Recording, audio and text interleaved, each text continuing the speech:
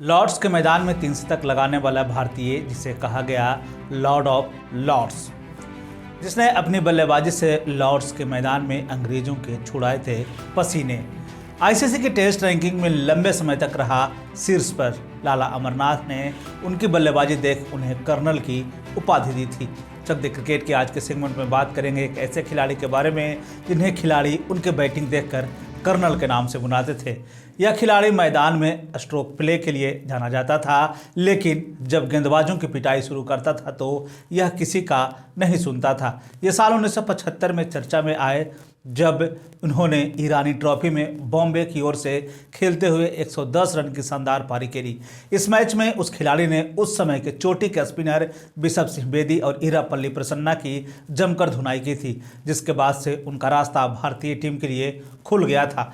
इस खिलाड़ी को देश दुनिया में पहचान पाकिस्तान के फिरोज शाह कोटला मैदान में खेले गए मुकाबले में उन्होंने 146 रन की शानदार पारी खेली थी, जिसके बाद उन्हें भारतीय टीम का हीरो कहा जाने लगा था।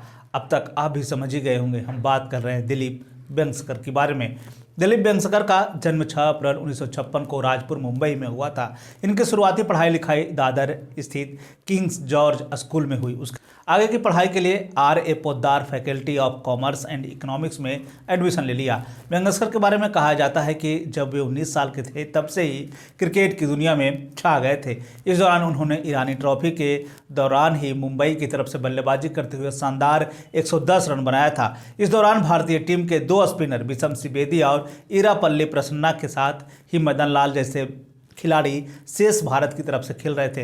वेंगसरकर ने इस मैच में बिशप सिंह बेदी और ईरापल्ली प्रसन्ना की जमकर पिटाई की। इस दौरान रेडियो पर कमेंट्री करते हुए भारतीय टीम के सुपरस्टार लाला अमरनाथ ने कहा था कि वेंगसरकर बिल्कुल कर्नल C.K. नायडू की तरह बल्लेबाजी कर रहे हैं।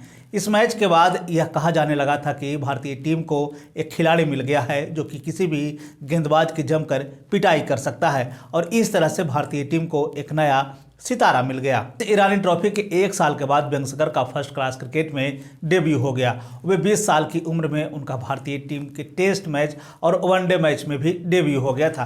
वेंगसरकर के बारे में यह कहा जाता है कि जब वे मुंबई की तरफ से बल्लेबाजी करते थे और अगर कुछ देर मैदान में टिक गए तो फिर उन्हें आउट करना बहुत मुश्किल था। साल 1975 में अंतर्राष्ट्रीय क्रिकेट में पदार्पण किया। शुरुआती समय में उन्होंने सुनील गावस्कर के साथ सलामी बल्लेबाज के तौर पर भूमिका निभाई। हालांकि उस समय वह बहुत सफल नहीं हो सके, लेकिन 1977-78 में उन्होंने खुद को अगले 15 साल के लिए अपने आप को टीम के साथ स्थापित किया। इस दौरान कई सालों तक वे नंबर 3 पर बल्लेबाजी करने के लिए आते थे, यानी कि नंबर 3 की हैसियत से खेलने लगे। लेकिन 1 दशक से अधिक समय तक ओपनिंग बल्लेबाजी के रूप में भी वे भारतीय टीम के साथ जुड़े रहे। साल 1978-69 में उन्होंने वेस्टइंडीज के खिलाफ ईडन गार्डन में सुनील गावस्कर के साथ मिलकर 300 रन की साझेदारी की। बता दें कि इस पारी में दोनों ही बल्लेबाजों ने शतक लगाकर अपनी पारी का अंत किया था। इस दौरान इन दोनों ही बल्लेबाजों का देश का सर्वश्रेष्ठ हिटर कहा जाने लगा था। साल 1979 में इनके द्वारा खेली गई सबसे बेहतरीन पारियों में से एक पारी थी दिल्ली के फिरोज शाह कोटला मैदान में, जिसे अब अरुण जेटली स्टेडियम के नाम से जाना जाता है। उस दौरान पाकिस्तान की टीम भारत का दौरा कर रही थी। इस टीम का नेतृत्व आसिफ इकबाल कर रहे थे। इस टेस्ट मैच के आखिरी दिन भारत ने 390 रन की जरूरत थी और उस समय तक भारत की टीम यशपाल शर्मा, कपिल देव और रोजर बिन्नी का विकेट खो चुकी थी। लेकिन दिलीप वेंगसरकर 146 रन बनाकर नवाद थे और स्कोर था 364 रन का। इस समय यह कहा जा रहा था कि भारत यह मैच हार जाएगी, लेकिन उन्होंने रक्षात्मक बल्लेबाजी करते हुए टीम को हार से बचा लिया। साल 1981 में दिलीप वेंगसरकर अपनी गर्लफ्रेंड के साथ मुंबई में शादी किए। दोनों की दोस्ती के बारे में यह बताया जाता है कि दिलीप की पत्नी मनाली वेंगसरकर ने कहा था कि हमारी पहली मुलाकात मुंबई एयरपोर्ट पर हुई थी। मनाली अपनी माँ के साथ घूमने जा रही थी, तभी इन दोनों की मुलाकात हुई थी। शादी के अगले ही साल वेंगसरकर के बल्ले से भी शानदार पारी निकली। साल 1982 में इंग्लैंड के खिलाफ लॉर्ड्स के मैदान में दिलीप वेंगसरकर ने 157 रन की पारी खेली। इसके बाद आया साल 1983 का विश्व कप, जिसमें भारतीय टीम की तरफ से एक बार फिर से उन्हें खेलने का मौका मिला।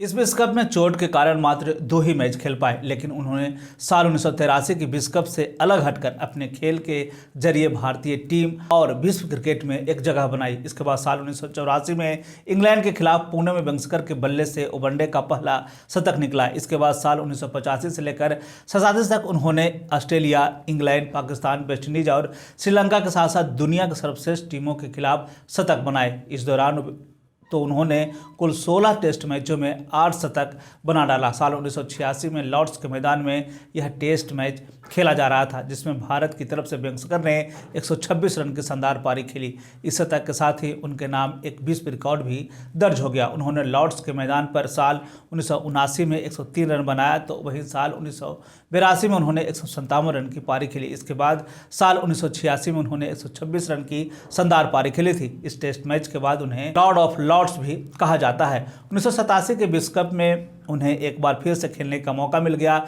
इस साल कपिल देव को भारतीय टीम की कमान मिली थी, हालांकि इसके बाद टीम इंडिया की कमान दिलीप वेंगसरकर को दे दी गई। बतौर कप्तान वेंगसरकर ज़्यादा सफल नहीं रहे। वेंगसरकर ने 18 वनडे और 10 टेस्ट मैचों में टीम की कमान संभाली थी, जिसमें भारतीय टीम को 8 वनडे और 2 टेस्ट मैच में जीत मिली। कप्तानी मिलने के बाद वेंगसरकर ने पहली सीरीज में अपने 2 शतकों के साथ कप्तान के रूप में अच्छी शुरुआत की, लेकिन इसके बाद उनका दौर बेहतर नहीं रहा। साल 1989 में वेस्टइंडीज के खिलाफ खेले गए मुकाबले के बाद भारतीय क्रिकेट टीम की कप्तान के बीच में विवाद हो गया। इसके बाद उन्हें कप्तानी से बाहर कर दिया गया। हालांकि साल 1990 में उन्हें एक बार फिर से टीम में शामिल किया गया। हालांकि जब वे फिर से टीम में शामिल हुए तो उनका प्रदर्शन इतना बेहतर नहीं रहा, जिसके बाद उन्हें साल 1992 में क्रिकेट से संन्यास की घोषणा कर दी।